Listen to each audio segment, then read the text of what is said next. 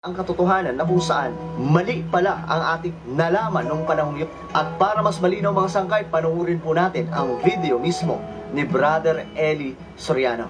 Na bago po siya pumanaw mga sangkay, nasabi niya po dito o naisalaysay niya kung ano nga ba talaga ang tunay na kasaysayan ng Pilipinas patungkol po sa pamumuno ni Pangulong Ferdinand E. Marcos. Na sana po maraming kabataan ang makapanood nito. At pagkatapos nating panoorin mga sangkay, please po, pakishare ang video na to. Yan lo, hahaba tayo eh. Maubusan ako ng oras.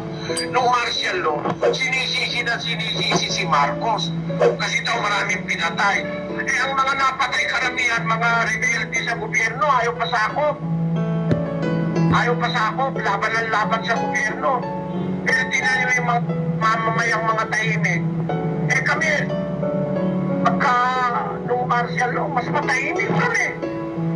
Wala kasing abusado eh. Disiplinado eh. Pati nga yung artista eh. Nagsalita ng ano eh. Sa ikaulat ng bayan, bisikleta ang kailangan. Pinahuli eh. Kasi ang pinalitan niya yung ano eh. Logo ng pamahalaan. Sa ikaulat ng bayan, disiplina ang kailangan. Eh pagka dinidisiplina ka lang, kagaya ngayon, may lockdown. Tapos eh, sinabi ng may lockdown, bawal lumabas, may curfew, lalabas ka. Tapos papangaas mo, Iglesia dito ko, magsisisigaw pa. Yabang-yabang. Masama yun, pasakop tayo sa batas. Maganda naman yung batas eh, para wag mahawa, walang mahawa, wag pakapungalan. Yan ang mga pinuno, pag ang ipinapatupad sa ikabubuti natin, sumunod tayo. Well, kung hindi na sa ikabubuti, hindi huwag ka sumunod, pero huwag ka magrebelde. Bawal yun. Kasi hindi mo naman kayang ibagsak yung gobyerno kung mali. Ikaw ang mapapasama. Kung Kristiyano ka, ang gawin mo na lang, ipanalangin mo na lang sila. Nakakalungkot mang isipin na pumanaw na po si Brother Eli Soriano. Pero, taliwas po ito sa sinasabi ng mga libro, di ba? Sa libro ng kasaysayan, sinasabi doon na ang martial law ay katakot-takot. Pero, si Brother Eli Soriano at ng marami pa mga matatanda, mga lolo't lola natin, na nagsisiwalat po talaga at sinasabi at naninindigan mga sangkay na ang martial law noong panahon ni Pangulong Marcos ay isang magandang panahon at mapayapang panahon. Nung martial law, mas matahimik nun eh. Wala kasing abusado eh. Disiplinado eh. Isinuwalat din po dito ni Brother Eli Soriano mga sangkay na kung saan dinidisiplina ni Pangulong Marcos ang lahat ng ating mga kababayan noong panahon yon. At alam naman po siguro natin kung gaano kahalaga ang salitang disiplina.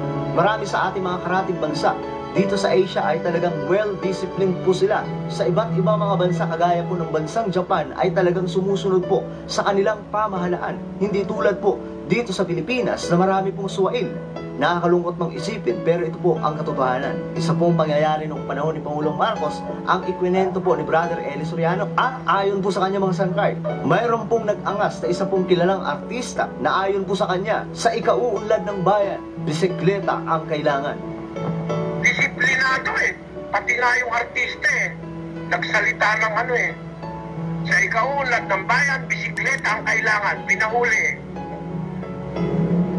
Kasi ang pinalitan niya yung ano eh, logo ng pamahalaan. Sa ikauunlad ng bayan, disiplina ang kailangan.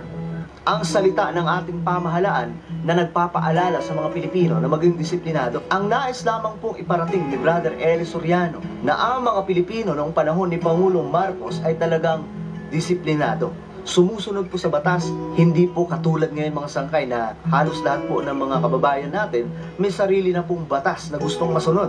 Hindi na po batas ng ating gobyerno. So kagaya po ni Eddie Garcia na nagsiwalat po ng katotohanan